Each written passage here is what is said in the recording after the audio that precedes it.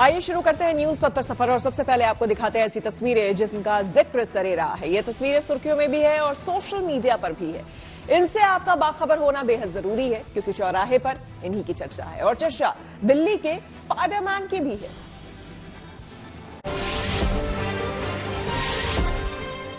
मध्य प्रदेश के पन्ना में एक मजदूर रातों रात करोड़पति बन गया। दरअसल उसे उथली हीरा खदान से खुदाई में एक बेशकीमती चमचमाता हीरा मिला। बताया जा रहा है कि यह हीरा 19 कैरेट 22 सेंट का है, जिसकी कीमत करीब 1 करोड़ रुपए तक आंकी जा रही है। फिलहाल इस मजदूर के परिवार ने पन्ना संयुक्त कलेक्ट्रेट के हीरा कार्यालय में इस हीरे को जमा करवा दिया है। अब इस मजदूर ने बताया कि वो इस हीरे की नीलामी से मिलने वाले पैसों से अपने बच्चों को पढ़ाएगा और जमीन खरीदेगा। उसकी लगभग अनुमानित कीमत 80 लाख के करीब होना चाहिए। बाकी तो नीलामी में जितना अधिक से अधिक उनको मिल पाएगा। बड़ा हीरा मिला है। हीरे का वजन 19 कैरेट 22 सेंट है। उज्ज्वल का हीरा है, अच्छा हीरा है। आने वाली नीलामी में इसको रखा जाएगा और विक्रय किया जाएगा। दिल्ली में एक युवक को गाड़ी के बोनट पर स्पाइडरमैन की तरह बैठना महंगा पड़ गया। द्वारका पुलिस ने युवक को पकड़ लिया और उसकी गाड़ी का 26,000 रुपए का चालान कर दिया। आरोप है कि इस गाड़ी का पॉल्यूशन सर्टिफिकेट नहीं था और सीट बेल्ट भी नहीं लगाई गई थी।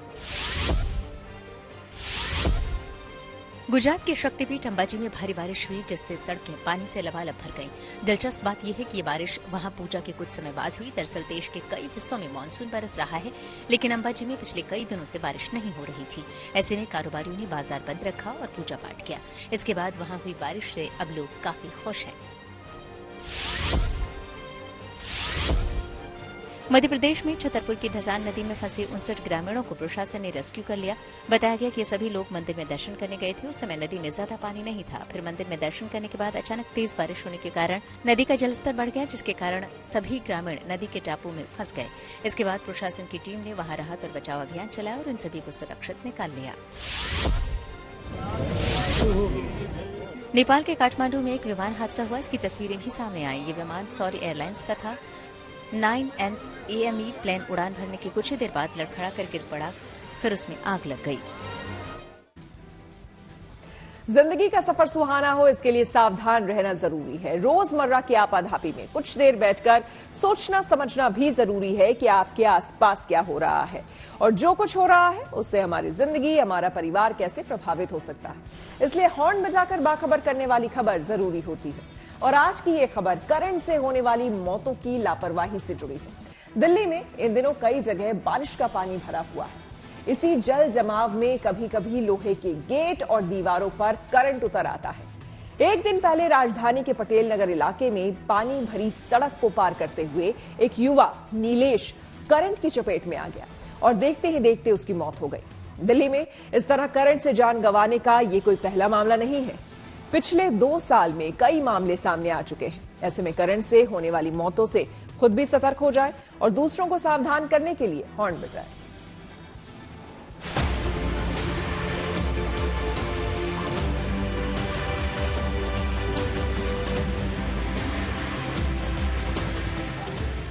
सारा परिवार होशवा माई बाप का पूछे के बा। जेकरा एक बेटा 30 साल का लड़का होके वो लड़का में लड़का, अब उनके बारे में क्या बताएंगे। कैसा था?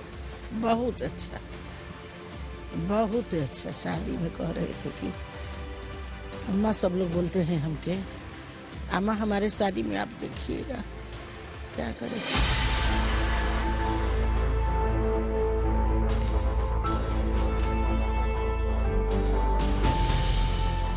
परिवार का तो बहुत बुरा हाल है। यहाँ से हम लोग कैसे बयान कर सकते हैं। वो लोग तो वहाँ हैं, हम लोग को तो मान लीजिए हम लोग पर जो बीत रही है इससे ज़्यादा उनके ऊपर बीत रही होगी ना।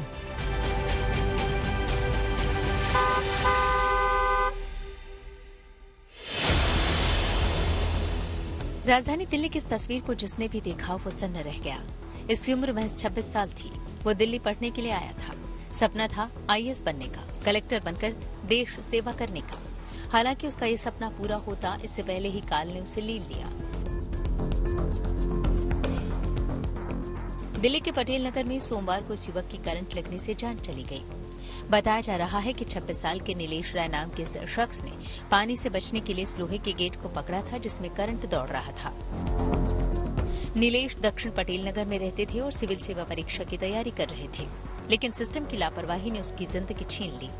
बारिश के बीच लाइब्रेरी जाते वक्त नीलेश राय ने जैसे ही इस गेट को छुआ, इस गेट में उतरे करंट ने उनकी जान ले ली।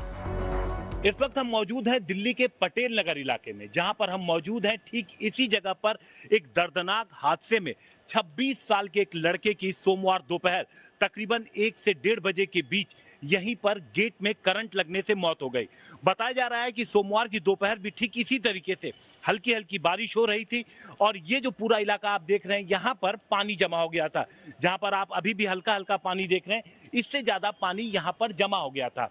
नीलेश राय जो कि यूपीएससी की तैयारी कर रहा था, अभी प्री एग्जाम उसने पास भी कर लिया था, मेंस की तैयारी में था, वो लड़का यहाँ पर पहुंचता है और इस रास्ते से वो अंदर जाता है। अंदर उसे लाइब्रेरी में जाना होता था क्योंकि रोज का उसका ये रास्ता था। अंदर जैसे ही वो वहां पर पहुंचा, आप सामने देखिए गड्ढा है, उससे बचने के लिए उसने लोहे के इस गेट को पकड़ लिया और जैसे ही वो इस गेट को पकड़ा वो जोर से चिल्लाया। आसपास लोग मौजूद थे, लेकिन जब तक वो लोग मदद को आ पाते तब तक नीलेश की मौत हो चुकी थी। तुरंत मौके पे पीसीआर की कॉल की गई, एम्बुलेंस पहुंची, नीलेश को हॉस्पिटल ले जाया गया, लेकिन तब तक देर हो चुकी थी, नीलेश की मौत हो चुकी थी। नीलेश इसी रास्ते से रोज लाइब्रेरी आते जाते थे। इंजीनियरिंग की पढ़ाई करके उन्होंने नौकरी की और फिर नौकरी करते हुए यूपीएससी की तैयारी शुरू की। प्री क्वालिफाई करने के बाद इस बार उन्हें मेंस की परीक्षा देनी थी, लेकिन किसी को क्या पता था कि जिन रास्तों से उन्हें अपने करियर की मंजिल तक पहुंचना था, वो रास्ता उनकी जिंदगी का आखिरी रास्ता साबित होगा। अब इस जगह को आप देखिए, पटेल नगर का ये इलाका है जहां पर करंट लगा, ये गेट है, इस गेट में कोई तार आके लगा। अब इस खंबे पे अगर आप नजर डालिए तो आपको देखिए कितने तार यहाँ पर नजर आएंगे। बहुत सारे तार हैं, बिजली के तार हैं, इंटरनेट कनेक्शन इसी से गया हुआ है, कई सारे केबल के तार भी इसी खंबे पे आके जुड़े हुए हैं। अब इनमें से कोई बिजली का एक तार था जो कटा हुआ था और इस लोहे के गेट से वो टच हो रहा था। नीलेश को पता नहीं था, नीलेश जैसे ही गेट को छुआ उसकी मौत हो जाती है। दिल्ली पुलिस ने इस मामले में एफआईआर दर्ज कर ली है और पूरे मामले की जांच की जा रही है। यहाँ पर फोरेंसिक टीम भी बुलाई गई थी ताकि ये पता लग सके कि वो कौन सा तार था, किसकी लापरवाही थी जिसकी वजह से 26 साल के नीलेश की मौत हो गई। दिल्ली के पटेल नगर इलाके में जिस वक्त यह हादसा हुआ उस वक्त हल्की बारिश हो रही थी और हादसे के वक्त नीलेश को बचाने के लिए चंदा नाम की इस महिला के सिवा कोई और वहां मौजूद नहीं था। इनका कहना है कि गेट छूते ही जब नीलेश को करंट लगा तो वो मदद के लिए चीखने चिल्लाने लगे, लेकिन धीरे धीरे उनकी आवाज बेदम होती चली गई। हमने जब गाड़ी तक तो देखा, उसके बाद हम सामान ढकने लग गए। ढकने के बाद एकदम चीख आई उसकी। तो यहाँ कोई भी नहीं था, सिर्फ मैं ही थी, यहाँ कोई भी नहीं था और वो बारिश हो रही थी और वो लड़का जा रहा था और मैं थी। तो मैं कह रही यहाँ आसपास तो कोई नजर नहीं आ रहा था। ये चीख है, हमने इधर देखा पहले, मैंने कोई किसकी चीख आई है, यहाँ किसकी चीख आई। फिर हमने ऐसे देखा उसको जाके, तो वो इस पर दोनों हाथ उस पर चिपके हुए थे। इसी गेट पे? इसी गेट इस तरफ था पहले। अच्छा, बाहर की तरफ था। तो उसने जाने की कोशिश करी उस तरफ, उसने जाने की कोशिश करी कि हम पल्ली तरफ चले जाएंगे। वो गेट गया नहीं, वो गया तो था मगर वो उसी पे चिपका रहेगा। फिर हमारी रोना छूट गया, रे इसको बचाओ, इसे बचाओ, इसे बचाओ। नीलेश की मौत से उनका परिवार सदमे में है और उनकी दादी को अभी भी यकीन नहीं कि उनका नाती अब इस दुनिया में नहीं है। परिवार का कहना है कि ये मौत हादसा नहीं बल्कि हत्या है, जो सिस्टम की लापरवाही की वजह से हुई। दिल्ली के पटेल नगर में गाजीपुर के छात्र नीलेश राय का करंट लगने से मौत हो गई। इस दुखद सूचना के आने के बाद हम इस वक्त गाजीपुर में हैं और उनके परिजनों के बीच में हैं। और नीलेश गाजीपुर के देवरिया गांव के रहने वाले थे, जो जमानिया तहसील में पड़ता है, और हमारे साथ बात करने के लिए उनके परिजन हैं। आपको बता दें कि नीलेश सेंट जॉन्स स्कूल है यहाँ पे गाजीपुर में, वहाँ के छात्र थे और वहाँ से वो इंटर तक की परीक्षा पास करने के बाद फिर बैंगलोर से उन्होंने इंजीनियरिंग की थी और इंजीनियरिंग करने के बाद वो दिल्ली की एक प्राइवेट फर्म में काम कर रहे थे और प्राइवेट फर्म में काम करते हुए वो यूपीएससी की तैयारी भी कर रहे थे।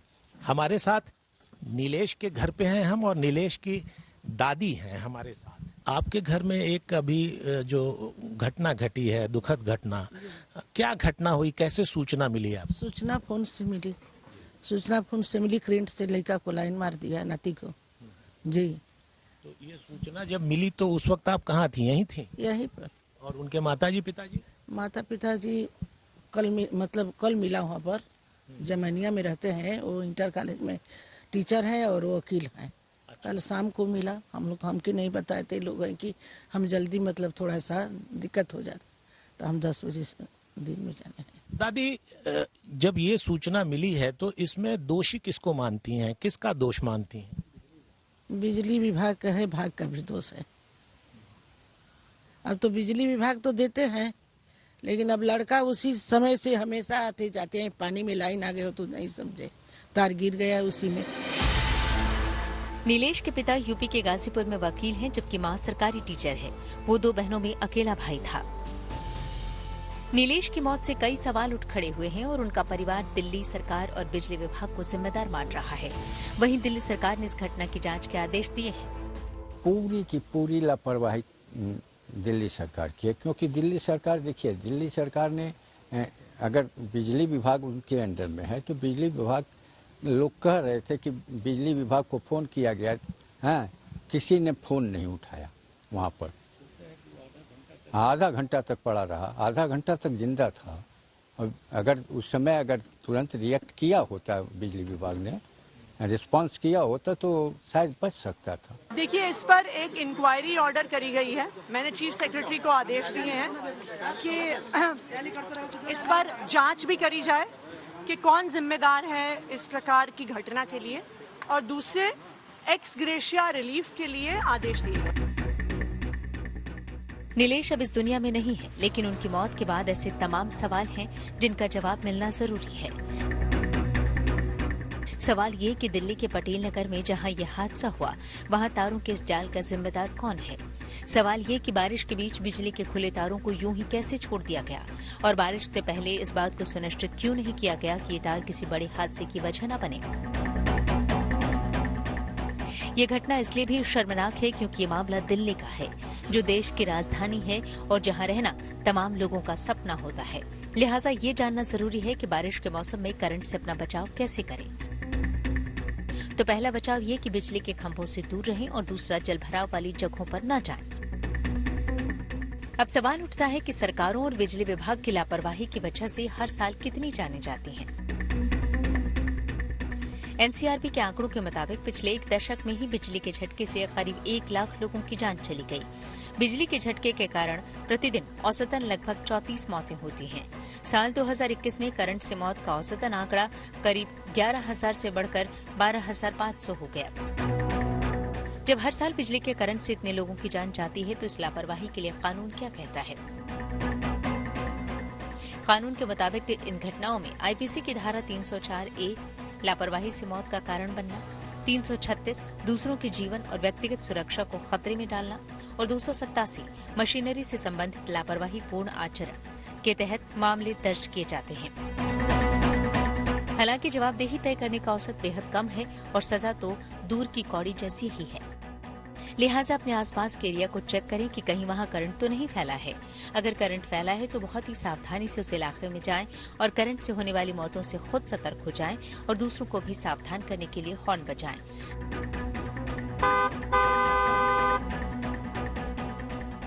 दिल्ली से हिमांशु मिश्रा और गाजीपुर से Vinay Kumar Singh, good news today. गृह मंत्रालय ने जम्मू कश्मीर पर संसद में रखे आंकड़े। आर्टिकल 370 हटने के बाद कानून व्यवस्था में आया सुधार। विदेशी पर्यटकों की संख्या में भी 2.5 गुना इजाफा। आइए सीधे आपको ले चलते हैं न्यूज एक्सप्रेसवे पर, जहां देश भर की कुछ और जरूरी खबरें कर रही हैं आपका इंतजार। आंध्र प्रदेश के पूर्व सीएम जगन मोहन रेड्डी ने दिल्ली के जंतर मंतर पर प्रदर्शन किया। इस दौरान उन्होंने चंद्रबाबू नायडू सरकार पर परेशान करने का आरोप लगाया। जगन मोहन रेड्डी ने बताया कि उनकी पार्टी वाईएसआरसीपी के कार्यकर्ताओं को आंध्र प्रदेश में निशाना बनाया जा रहा है। वैसे इस धरना प्रदर्शन में अखिलेश यादव और संजय राउत समेत एनडीए विरोधी दलों के कई नेता भी शामिल हुए। इसी धरना स्थल पर एक फोटो प्रदर्शनी भी लगाई गई, जिसके जरिए चंद्रबाबू सरकार को निशाने पर लिया गया। सूत्रों के हवाले से खबर है कि यूट्यूबर एल्विश यादव को फिर से ईडी पूछताछ के लिए बुला सकती है। उन्हें जल्द नोटिस जारी हो सकता है। इससे पहले सांपों के जहर की सप्लाई के आरोपों को लेकर ईडी ने मंगलवार को तकरीबन 8 घंटे की लंबी पूछताछ की। कहा जा रहा है कि इस दौरान एल्विश ने कई सवालों पर चुप्पी साध ली। मध्य प्रदेश के कटनी में भारी बारिश के बाद कई इलाकों में बाढ़ जैसे हालात बन गए। गांव जलमग्न हो गए। ऐसे में कई लोग घरों की छतों पर डेरा डालने को मजबूर हैं। लिहाजा एनडीआरएफ की टीम को राहत और बचाव अभियान के लिए बुलाया गया। वहां की सिमरार नदी और बिलकुंड नदी में बने पुल तक पानी आ चुका है। ऐसे में कई ग्रामीण क्षेत्रों का संपर्क आपस में टूट गया है। उत्तराखंड के हल्द्वानी के वनभूलपुरा की जमीन के मामले पर सुप्रीम कोर्ट में सुनवाई हुई। इस दौरान सुप्रीम कोर्ट ने अहम टिप्पणी की कि जो वहां रह रहे हैं वो भी इंसान है। वे दशकों से रह रहे हैं और अदालतें निर्दयी नहीं हो सकती।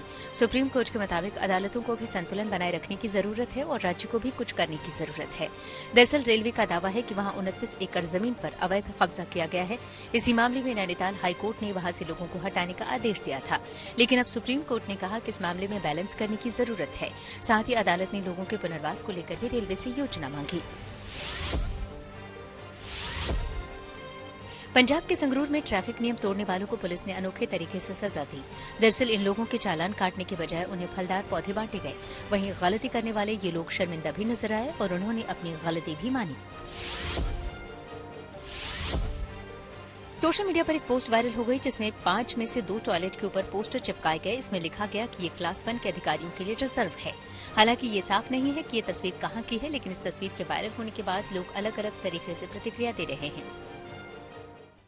खबरों के एक्सप्रेस में आगे रुक करते हैं सियासी ढाबे का, जहां आज की सबसे दिलचस्प खबर मौजूद है। बिहार विधानसभा में मुख्यमंत्री नीतीश कुमार ने एक बार फिर अपना आपा खो दिया। दरअसल जब सीएम अपना भाषण देने के लिए खड़े हुए तो विपक्ष हंगामा कर रहा था। इस दौरान नीतीश आरजेडी की महिला विधायक रेखा देवी पर भड़क गए और कहा कि अरे महिला हो, कुछ जानती नहीं हो। दरअसल नीतीश कुमार जब बोलने के लिए खड़े हुए तो विपक्ष आरक्षण को लेकर विरोध कर रहा था। वहीं केंद्रीय मंत्री ललन सिंह ने पूर्व सीएम राबड़ी देवी के बजट वाले बयान पर तंज कसा। विपक्षी दलों ने नीतीश और ललन सिंह के बयान पर जमकर निशाना साधा और कहा कि किसी को भी लक्ष्मण रेखा नहीं लांघनी चाहिए। अरे महिला हो, कुछ जानती नहीं हो। इन लोगों के साथ जो है ये लोग कोई महिला को आगे बढ़ाया था।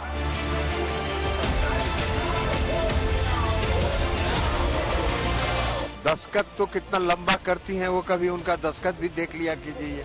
राबड़ी जी, अगर आपको झुनझुना दिखाई देता है तो लालू जी के सामने जाके बजाइए। बातें जातीय जनगणना की हो रही थी, पर नीतीश कुमार के एक बयान ने महिला सम्मान का मुद्दा बना दिया। सदन में विपक्ष का हंगामा तो आरक्षण के मुद्दे पर हो रहा था, पर नीतीश के बयान ने उसे अलग ही रंग दे दिया। दरअसल जब मुख्यमंत्री सदन में अपनी बात रखने को खड़े हुए तो विपक्ष हंगामा कर रहा था। आरजेडी की महिला विधायक रेखा देवी भी टोका टाकी कर रही थी। इस पर नीतीश ने आपा खो दिया और रेखा देवी से कहा कि महिला हो, कुछ जानती नहीं हो। अरे महिला हो, कुछ जानती नहीं हो। महिला को अरे अरे अरे बोल रही है, कहां से आते? इन लोगों के साथ जो है ये लोग कोई महिला को आगे बढ़ाया था। अरे हम 5 के बाद में महिला को बढ़ाए हैं, बोल रही हो। इसीलिए हम कह रहे हैं चुपचाप सुनो। अरे ऐसे ही बोल रहे। अरे क्या हुआ, सुनोगे नहीं? हम तो सुनाएंगे, और अगर आप नहीं सुनिएगा तो आपकी गलती है। इस बयान से आरजेडी महिला विधायक रेखा देवी भड़क गईं। उन्होंने सीधा आरोप लगाया कि मुख्यमंत्री भूल गए हैं कि महिलाओं से बात कैसे की जाती है। हम सबके मुख्यमंत्री हैं, लेकिन बोलने का एक तरीका होता है। बोलने का, महिला के साथ बोलने का एक तरीका होता है, लेकिन मुख्यमंत्री तो तरीका ही भूल गए कि महिला से किस तरह बात करना चाहिए। हाउस में उस तरह से बात करते हैं। महिला क्या है? महिला कुछ नहीं है। धरती माता कौन है बताइए? किस तरह से महिला को कहते हैं कि कुछ नहीं जानती है, कैसे आ गई महिला? इससे पहले केंद्रीय मंत्री ललन सिंह पूर्व मुख्यमंत्री राबड़ी देवी पर बेवजह की टिप्पणी कर चुके थे। उन्होंने राबड़ी देवी की समझ पर सवाल उठाया था। राबड़ी देवी जी का तो बजट पर भी प्रतिक्रिया दे रही हैं। दस्तखत तो कितना लंबा करती हैं, वो कभी उनका दस्तखत भी देख लिया कीजिए। तो अब बजट जैसा चीज उनको कहां समझ में आएगा। विवादित बयान मुख्यमंत्री और केंद्रीय मंत्री के आए थे, इसलिए हंगामा होना था और हुआ भी। विपक्षी पार्टियों ने सीधा कहा कि जेडीयू नेता लक्ष्मण रेखा लांघ रहे हैं। इस तरीके की भाषा का इस्तेमाल करना एक महिला के लिए, वही महिला विरोधी लोग हैं जो भारतीय जनता पार्टी के साथ अलायंस करे बैठे हैं। भारतीय जनता पार्टी एक महिला विरोधी पार्टी है।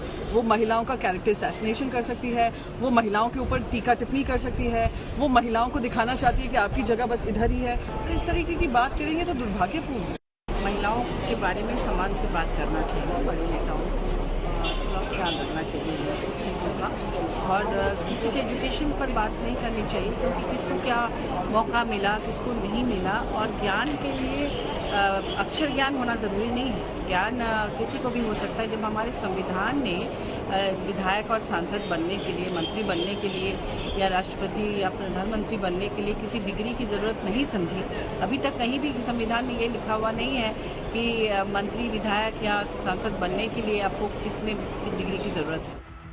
जब नीतीश कुमार और ललन सिंह अपने ही बयानों पर घिरे तो सहयोगी बीजेपी बचाव में उतरी। बीजेपी विधायकों ने कहा कि एनडीए के लिए महिला सम्मान तो सर्वोपरि है। देश के अंदर कोई सम्मान महिलाओं बहनों का करता है, वो नेता का नाम है नीतीश कुमार जी। जो बिहार के अंदर अधिकार मिला है, वो नेता ऐतिहासिक अधिकार अगर कोई दिया है बहनों को हमारे, तो नीतीश कुमार जी ने दिया है। नीतीश कुमार जी 2005 के आने के बाद हर क्षेत्र में विकास किया, विकास के साथ साथ बहनों को, महिलाओं को पूरा का पूरा अधिकार दिया। नहीं, रेखा देवी जी को अच्छी बात माननीय मुख्यमंत्री जी ने कहा है, महिलाओं का सम्मान। मैं जब आया हूं, यानी मुख्यमंत्री जी बोल रहे हैं कि 2005 में आया हूं, तो महिलाओं को सम्मान देने का काम किया। निश्चित तौर पे आरक्षण दे करके हो, महिलाओं को प्रमोशन करके हो, चाहे स्तरीय पंचायत में हो, लाने वाला कोई अगर नेता है जिसका नाम नीतीश कुमार है, और उस महिला को भी दलित हो, शोषित हो, वंचित हो, अगड़ा हो, पिछड़ा हो, सबका सम्मान किया है, तो एनडीए की सरकार ने किया। मुख्यमंत्री नीतीश कुमार पहले भी अपने बयानों पर घिर चुके हैं, पर मुश्किल ये है कि मौजूदा सियासी माहौल में विपक्ष की घेरेबंदी से निकलना आसान नहीं होगा। Bureau report, good news today. और न्यूज वक्त में आगे है धन बाजार, जहां शेयर बाजार से लेकर कारोबार तक की सभी अहम खबरें होती हैं, जिसका सीधा रिश्ता आपकी आमदनी, आपकी जेब से होता है। तो तेज रफ्तार खबरों के बीच ये जरूरी खबरें छूट ना जाए, इसलिए सीधे आपको लिए चलते हैं धन बाजार। शेयर बाजार में बुधवार को भी गिरावट देखने को मिली। सेंसेक्स 280 अंक फिसलकर 80,149 पर बंद हुआ। वहीं निफ्टी भी 66 अंक फिसला, ये 24,413 पर आ गया। बैंकिंग समेत कई सेक्टरों के शेयरों में गिरावट रही। हीरो मोटोकॉर्प जल्दी ही भारत में अपनी नई बाइक लॉन्च करेगा। इसका नाम है एक्सट्रीम 160R 4V। फिलहाल कंपनी ने सोशल मीडिया पर इसकी झलक दिखाई है। चर्चा है कि इस बाइक में सेफ्टी फीचर्स के तौर पर पैनिक ब्रेक अलर्ट की सुविधा दी जाएगी, जिससे बाइक में लगे ब्रेक लैंप और टर्न इंडिकेटर जल्दी जल्दी चलने लगेंगे और लोग अलर्ट हो जाएंगे। जर्मनी की दोपहिया वाहन बनाने वाली कंपनी BMW मोटार ने अपनी नई इलेक्ट्रिक स्कूटर BMW C04 को भारतीय बाजार में लॉन्च कर दिया। लुक और डिजाइन के मामले में ये इलेक्ट्रिक स्कूटर सबसे अलग है। इसकी कीमत करीब 15 लाख रुपए है। कंपनी का दावा है कि ये स्कूटर सिंगल चार्ज में 130 किलोमीटर तक की ड्राइविंग रेंज देगा। और आइए अब रुक करते हैं प्रगति मार्ग का, जहां ऐसी खबरें हैं जो कि देश की तरक्की, प्रगति और लोगों की काबिलियत दिखाती है। प्रगति मार्ग में आज बात करेंगे जम्मू कश्मीर के बांदीपुरा जिले की, जहां सैलानियों के लिए होम स्टे की शुरुआत की गई है। स्थानीय लोग इससे काफी खुश हैं, क्योंकि वहां रोजगार के लिए ये नई राह खुल गई है।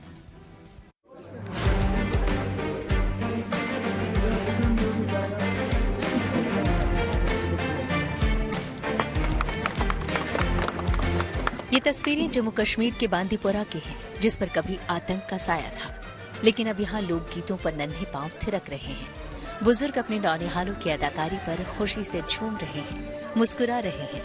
यहाँ अभी अभी होम स्टे सुविधा का उद्घाटन हुआ है। बांदीपुरा में सैलानियों की बढ़ती आमद को देखकर डिप्टी कमिश्नर शकील उल रहमान खुद होम स्टे की सौगात देने पहुंचे। अब उनके स्वागत में इस नई पहल का जश्न मनाया जा रहा है।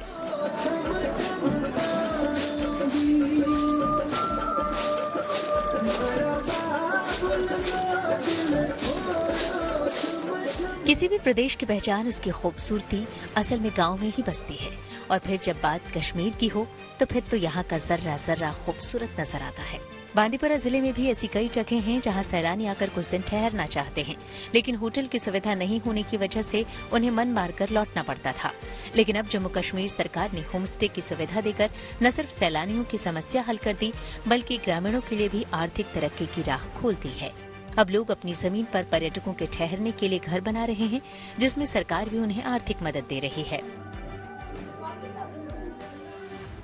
बहुत बड़ी अचीवमेंट है डिस्ट्रिक्ट बांदीपुरा के लिए, क्योंकि पहले जब यहाँ पे टूरिस्ट आते थे, क्योंकि यहाँ सामने वलर लेक है और इसके बैकग्राउंड में कई सारी मिडोज हैं जिनमें काफ़ी ज़्यादा टूरिज्म पोटेंशियल है। लेकिन प्रॉब्लम ये थी, जब टूरिस्ट वहाँ पे जाते थे उनको रहने के लिए कोई जगह नहीं थी, उनको कोई फैसिलिटी नहीं मिल रही थी।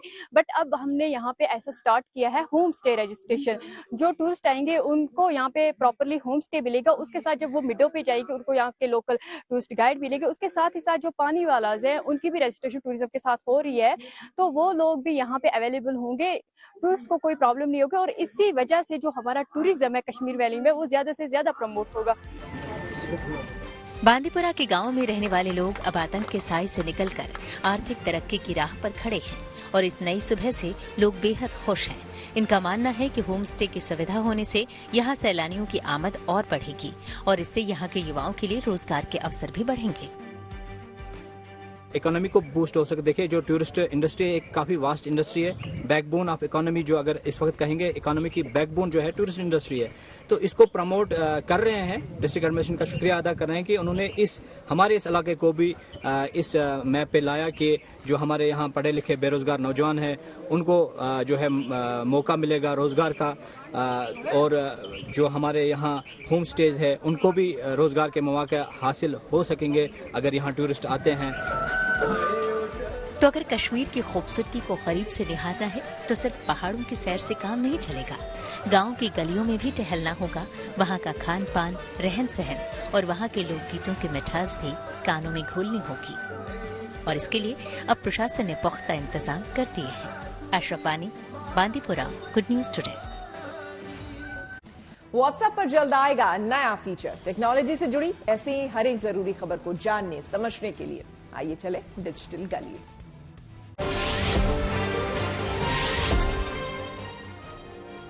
मुंबई लोकल ट्रेन की तकनीक से अब देश भर में ट्रेनें चलेंगी। दावा है कि इसके जरिए ट्रेन हादसों में कमी आ सकती है। फिलहाल अहमदाबाद दिल्ली रेल मार्ग पर ऑटोमेटिक तकनीक से ट्रेनों का संचालन होगा। इस रेल ट्रैक को ऑटोमेटिक सिग्नल सिस्टम से लैस किया जा रहा है। इससे यात्रा के समय में बचत भी होगी। व्हाट्सएप जल्द अपने यूजर्स के लिए एक फीचर लॉन्च करेगा। दावा है कि इसके जरिए अब आप बिना इंटरनेट के आसानी से हैवी फाइल शेयर कर सकेंगे।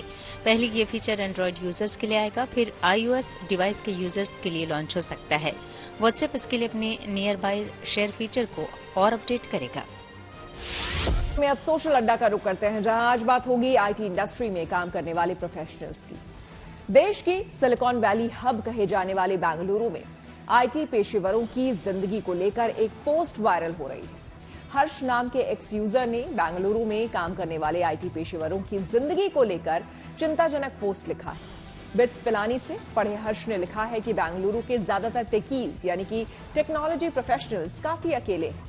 हर्ष ने लिखा है कि ये लोग परिवार से दूर हैं, इनका कोई सच्चा दोस्त नहीं है और घंटों ट्रैफिक में फंसे रहते हैं। यही नहीं, ये लोग बेंगलुरु में ज्यादा किराया देते हैं, इनके बच्चे अच्छे संस्कार नहीं पा रहे, ऑनलाइन मीटिंग करते हैं और खूब कॉफी और शराब पीते हैं।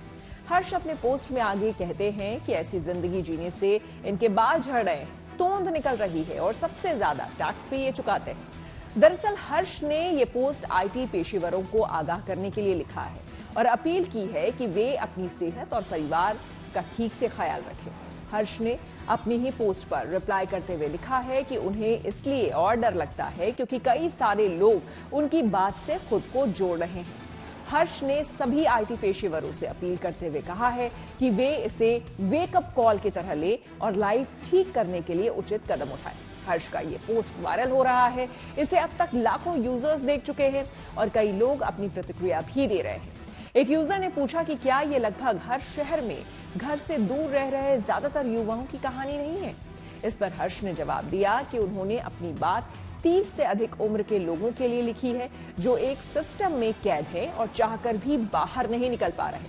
हर्ष ने कहा है कि युवाओं को बाहर निकलने की आजादी है और वे खुद कैद होने से पहले अपने लिए सबसे अच्छा विकल्प चुन सकते हैं। जाहिर है सिर्फ बेंगलुरु ही नहीं, दूसरे शहरों के IT पेशेवर भी खुद को इस पोस्ट से जोड़कर देख रहे हैं। हमने इस मुद्दे पर गुरुग्राम में कुछ लोगों से बात की और उनकी राय जानी। IT फील्ड की जॉब्स के अंदर ज्यादातर जो टेंशन्स होती है, टेंशन मतलब अलग अलग तरह से जो वर्क का प्रेशर होता है, जिसकी वजह से हेल्थ पर बहुत प्रॉब्लम्स होती है, वेट गेन होता है, इनफैक्ट डिप्रेशन होता है। काफी सारे लोग परिवार से बाहर बहुत दूर रहते हैं और जो ये आजकल नए नए टेक्निक्स आ रही है, टेक्नोलॉजी बहुत तेजी से बढ़ रही है, इसके अंदर भी कंपटीशन से आगे बढ़ने के लिए भी लोगों को अपडेट रहना पड़ता है। अगर आप अपडेट नहीं रहोगे तो आउट ऑफ ट्रैक आप निकल जाओगे और आप शायद आपको टेक्नोलॉजी रिप्लेस कर दे। तो ये सारा जो डिप्रेशन होता है, ये सारा जो स्ट्रेन होता है, वो एक नॉर्मल जो IT गाय होता है, IT में जो काम करने वाले लोग होते हैं, उन पर पड़ता है। बैंगलोर एज सच प्रॉब्लम्स तो बहुत हैं, हालांकि अपॉर्चुनिटीज बहुत हैं। दुनिया यहाँ पर जॉब करने आती है, इट्स IT हब। उसके साथ ही एक बहुत ही लोनलीनेस और हम जो फैमिली से डिटैच्ड फील करते हैं, वो एक बहुत बड़ी प्रॉब्लम है। 2-2.5 घंटा ट्रैवल करके ऑफिस जाना, उसके शाम को यही बचता है अपने घर वापस जाए, कोई होता नहीं है साथ। फैमिली हमारी कहीं दूर रहती है और कभी बाहर में चले गए, पब में चले गए, जैसे मैं यहाँ क्रिकेट खेलने आ गया, तो कमी तो बहुत लगती है। वर्क लाइफ बैलेंस नहीं कर पा रहे हैं। हालांकि पैसा जरूर है, हर महीने जब सैलरी क्रेडिट होती है और हम अपने घर वालों को भेजते हैं, तो वो एक मोमेंटरी खुशी जरूर होती है। बट उसके अलावा एक अकेलापन, एक खालीपन सा जरूर रहता है, क्योंकि हमारा एक तरह से कल्चर भी मैच नहीं करता है और दूसरी जगह से आए हुए, सो एक परदेशी वाली फीलिंग हमेशा हमारे दिल में रहती है। We are here in Bangalore, stuck in traffic, doing everything just for a part of life which is not healthy for us. I think it's high time for all of us to adapt to a better situation, a better lifestyle, because at the end of the day, it's not the money that matters, it's the health that matters. सावन का आज तीसरा दिन है। शिवधामों में भक्ति और आस्था हिलोरे मार रही है। झारखंड के देवघर में बाबा वैद्यनाथ धाम में भी भक्तों का मेला लगा हुआ है, इसलिए यहाँ पर प्रशासन ने भी खास व्यवस्था की है। धाम के हर इलाके पर नजर रखी जा रही है, तो भक्तों के मनोरंजन के लिए लेजर शो का भी आयोजन किया जा रहा है।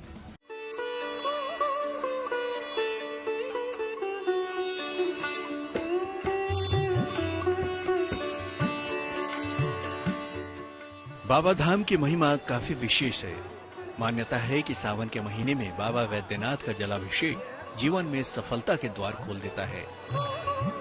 तभी तो कांवड़िए सुल्तानगंज से 105 किलोमीटर की कठिन यात्रा को तय कर पहुंचते हैं देवघर।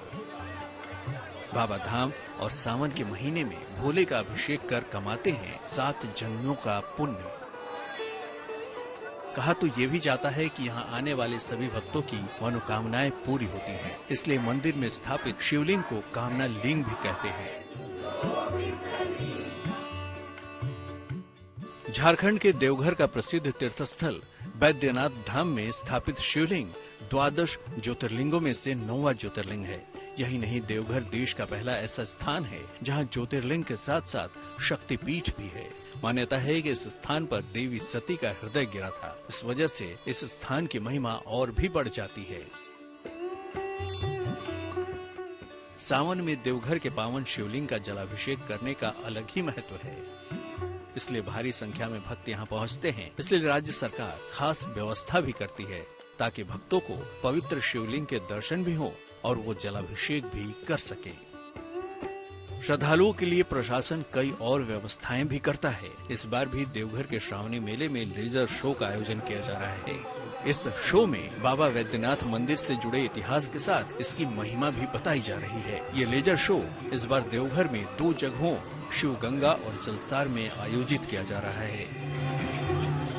इस वर्ष भी लेजर शो का आयोजन किया जा रहा है, परंतु इस बार हम लोगों ने जो स्पॉट्स है वो बढ़ा दिए हैं। लास्ट ईयर सिर्फ शिवगंगा में आयोजन किया गया था, इस बार जलसार में भी एडिशनल आयोजन किया जा रहा है। तो श्रद्धालुओं की बढ़ती संख्या को देखते हुए ये निर्णय लिया गया कि 2 जगह पे इसका आयोजन किया जाएगा। तो मुख्यतः ये 20 मिनट का शो है, जिसमें कि एक्सा लाइट एंड साउंड शो और बाबा धाम की जो इतिहास रहा है, साथ साथ में जो पृष्ठभूमि रही है, उसके बारे में श्रद्धालुओं को बताया जा रहा है। देवघर में श्रावणी मेले के हर इलाके पर पुलिस प्रशासन की ओर से नजर रखी जा रही है। इस बार 876 सीसीटीवी कैमरे का इस्तेमाल किया जा रहा है ताकि श्रद्धालुओं को किसी भी प्रकार की दिक्कत न हो। टोटल आज की डेट में जो हमारा एग्जिट काउंट है वो 876 है, जिसमें कि ऑलरेडी जो शहर के बीच में हमारे इस तरह से कैमरास लगाए गए हैं। मंदिर परिसर में पहले से कैमरा मौजूद है। उसके अलावा शहर में भी हम लोगों ने अपने जिला प्रशासन के स्तर से कैमरास को लगाया गया था और फिर अभी जो श्रावणी मेला क्षेत्र में बृहद संख्या में कैमरास को लगाए गए। यही नहीं, इस बार डाक विभाग ने भी खास व्यवस्था की है ताकि भक्तों को आसानी से बाबा वैद्यनाथ का प्रसाद मिल सके। जमशेदपुर में भक्तों को ये सौगात डाक विभाग ने दी है। फिलहाल यहाँ पर गंगा जल उपलब्ध है, लेकिन आने वाले दिनों में देवघर का प्रसाद भी मिल सकेगा। देवघर से शैलेंद्र मिश्रा और जमशेदपुर से अनूप सिन्हा के साथ bureau report, good news today. America में व्हेल ने पलट दी है नाव। आइए सीधे आपको लिए चलते हैं न्यूज एक्सप्रेसवे पर, जहां देश और दुनिया की कुछ और जरूरी खबरें कर रही हैं आपका इंतजार। आंध्र प्रदेश कांग्रेस अध्यक्ष शर्मिला रेड्डी ने अलग तरीके से राज्य सरकार के खिलाफ प्रदर्शन किया। दरअसल वो वेस्ट गोदावरी के बाढ़ प्रभावित इलाके में पहुंची और पानी के बीच में जाकर किसानों की फसल खराब होने का मुद्दा उठाया। राजस्थान के जोधपुर में गैंगस्टर आनंद पाल एनकाउंटर मामले में सीबीआई की अदालत ने बड़ा फैसला सुनाया। अब आनंद पाल का एनकाउंटर करने वाले 5 पुलिस अधिकारियों पर हत्या का मुकदमा चलेगा। अदालत ने सीबीआई की क्लोजर रिपोर्ट को भी खारिज कर दिया है। इससे पहले 24 जून 2017 को चूरू के मालासर गांव में एसओजी ने आनंद पाल का एनकाउंटर किया था। कुछ किसान संगठनों के नेताओं ने राहुल गांधी से मुलाकात की। इस दौरान किसान संगठनों ने न्यूनतम समर्थन मूल्य को कानूनी दायरे में लाने की मांग उठाई। वहीं राहुल ने सभी किसान नेताओं को आश्वासन दिया है कि वो गठबंधन दल के नेताओं से बात कर इस पर जल्द अंतिम फैसला लेंगे। इसी के साथ न्यूज पक में मेरे यानी कि